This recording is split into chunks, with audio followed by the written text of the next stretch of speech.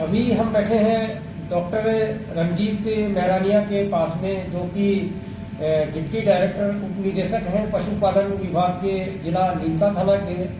और आज हम इनसे मुलाकात करने आए हैं अपनी एसजी मीडिया टीम के साथ में कि वर्ष 2017 से और 2024 तक डॉक्टर मेहरानिया जी पाटन ब्लॉक के ब्लॉक नोडल ऑफिसर रहे हैं, वहाँ एसपीओ रहे हैं। लेकिन उसके बाद से डॉक्टर मेहरानिया जी के साथ में डिपार्टमेंटली एक आग मिचोली का खेल हो रहा है, या उसमें कहीं कोई राजनीतिक आग मिचोली है इनके साथ में, क्योंकि डॉक्टर साहब अभी 2024 जनवरी 2024 से लेकर के और अभी दिसंबर 2024 चल रहा है, अभी तक डॉक्टर साहब आप 3 बार ट्रिब्यूनल कोर्ट में जा चुके हैं। हाँ, 3 बार क्या 4 बार चले 4 बार बता रहे हैं, तो आप 4 बार ट्रिब्यूनल कोर्ट में गए हैं एक ही साल में। तो ऐसा आग मिचोली का खेल आपके साथ में क्यों हो रहा है सर? क्यों का तो पता नहीं, लेकिन मैं 20 फरवरी को मेरा ट्रांसफ़र जो है पाटन ब्लॉक अधिकारी से और फतेहपुर बेड फार्म पे हुआ। उसके बाद मैं ट्रिब्यूनल कोर्ट में गया। मेरे कुछ आधार थे कि जो मेरा ट्रांसफ़र हुआ है वो नियम के विरुद्ध हुआ है। मैंने उस आधार को जो है ट्रिब्यूनल कोर्ट के सामने पेश किया और ट्रिब्यूनल कोर्ट ने सरकार को विभाग को आदेश निर्देशित किया कि डॉक्टर मेहरानिया को उनकी जो आधार है उनको ध्यान में रखते हुए नीम पत्रा के आसपास ही लगाया जाए। और सरकार ने जो है फिर पत्रावली को जो है गंभीरता से लिया और मुझे जो है नीम का थाना जिला उप निदेशक के पद पर मुझे 22 मई को जो है उन्होंने पदस्थापित किया। उसके बाद जो है दूसरी बार जब मैं ट्रिब्यूनल कोर्ट में मुझे जाना पड़ा तो ये जो है 6 सितंबर को मुझे अकारण एपीओ किया गया और मेरा मुख्यालय जयपुर रखा गया। और इसलिए मैं जो है फिर में मुझे ट्रिब्यूनल कोर्ट की शरण लेनी पड़ी और ट्रिब्यूनल कोर्ट ने मेरा एपीओ का जो आदेश था उसको नियम विरुद्ध मानते हुए मुझे उस आदेश पे स्टे मिला और मुझे 11 सितंबर को पुनः में उप निदेशक के पद पर मैंने कार्य ग्रहण किया। इसके बाद तीसरी बार जो है अभी हाल में 4 दिसंबर को फिर एक आदेश सरकार का निकला कि मुझे डूंगरपुर के गोवा प्रथम श्रेणी पशु चिकित्सालय में लगाया गया है, मेरा ट्रांसफ़र किया गया। और ये ट्रांसफ़र भी नियम विरुद्ध था, विधि विरुद्ध था, क्योंकि एपीओ आदेश में मेरा पहले से ट्रिब्यूनल कोर्ट में स्टे चल रहा था। इसके बावजूद भी ये आदेश निकला तो मैं फिर ट्रिब्यूनल कोर्ट में गया और ट्रिब्यूनल कोर्ट ने इस आदेश को भी नियम विरुद्ध विधि विरुद्ध मान करके और मुझे पुनः स्टे दे करके और मुझे निर्देशित किया कि मैं पुनः नीम का थाना के निदेशक पद पर कार्यरत रहूँ। एक बार ट्रिब्यूनल कोर्ट में मैं गया हूँ क्योंकि मेरी सैलरी जो है 20 फरवरी से लेके और 8 दिनांक तक मुझे वेतन नहीं मिला है और मेरे 3 महीने के मेडिकल हैं, उनका भी भुगतान नहीं हुआ।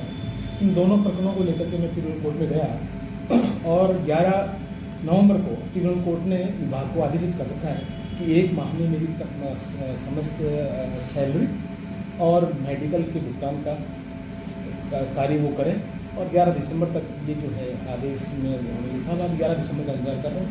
11 दिसंबर तक उम्मीद है कि ट्रिब्यूनल कोर्ट के आदेश की पालना में विभाग मुझे मेरी बकाया वेतन और मेरा जो मेडिकल पास कर देगा।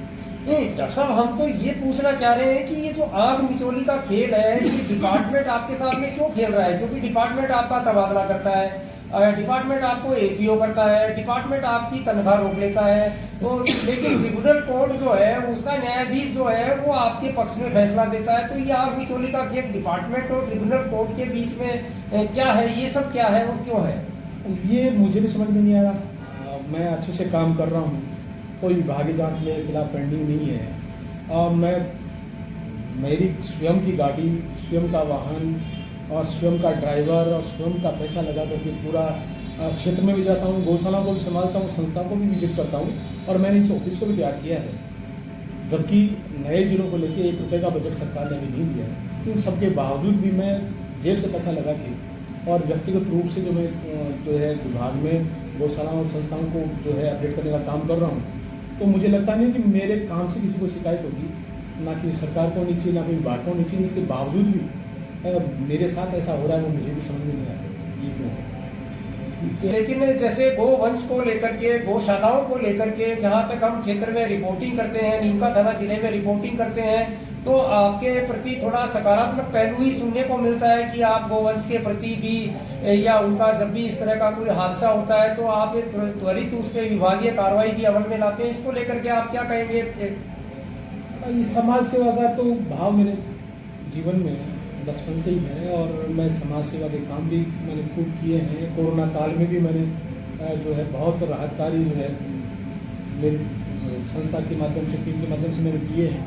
और यही जो है समाज सेवा की भावना मुझे विभाग में गोवंश के लिए और अन्य पशुओं के लिए काम करने के लिए मुझे प्रेरित करती है। तो सर आप नीमका के कभी तो एपीओ के ऑर्डर भेज देता है, कभी आपके ट्रांसफर ऑर्डर भेज देता है और आप जाते हैं ट्रिब्यूनल कोर्ट में, वहां से आपको राहत मिलती है। तो इसके पीछे सर जरूर कोई ना कोई राजनीतिक कारण तो होगा, इसको लेकर के कुछ तो कहेंगे? अभी तक तो मैंने जो है इस विषय में ज़्यादा सोचा नहीं, लेकिन अब निश्चित तौर पर मुझे सोचने के लिए मजबूर होना पड़ा है कि अब मैं निश्चित तौर पे सोचूंगा कि कारण क्या है। जबकि मैं तो बहुत मेरी ईमानदारी से काम कर रहा हूँ और मेरे विभाग में भी समय समय पर पत्राचार करके मैं मेरी जो डिमांड है वो मैं कर रहा हूँ। इन सब के बावजूद भी जो हो रहा है वो मेरे समझ से परे है और मैं कोशिश करूँगा कि इसका मूल कारण क्या है वहाँ तक पहुँचने का प्रयास करूँ। जी, सरकार में आने के बाद, विभाग में आने के बाद हर आदमी की जिम्मेदारी बनती है कि इसको काम करे, कोई राजनीति नहीं कुछ और उसी के तहत जो है हम भी काम कर रहे हैं। कोई राजनीति हमारे दिमाग में नहीं है और जो काम करते हैं वो पूरा प्रयास करते हैं कि विभाग और सरकार की जो योजनाएं हो, चाहे वो किसी भी सरकार की हो, बीजेपी सरकार हो, कांग्रेस किसी भी सरकार की हो, हर बार प्रयास ये रहा है कि सरकार की जो भी योजनाएं हैं वो ज़्यादा से ज़्यादा पशुपालकों को मिले, किसानों को मिले और उससे जो है पशुओं तक उसका लाभ मिले। यही प्रयास रहा है, यही आगे है। कितना मानते हैं या नहीं मानते हैं कि राजनीति को लेकर के ये सब हो रहा है या नहीं हो रहा है आपके साथ? हो सकता है राजनीति के कारण हो सकता है।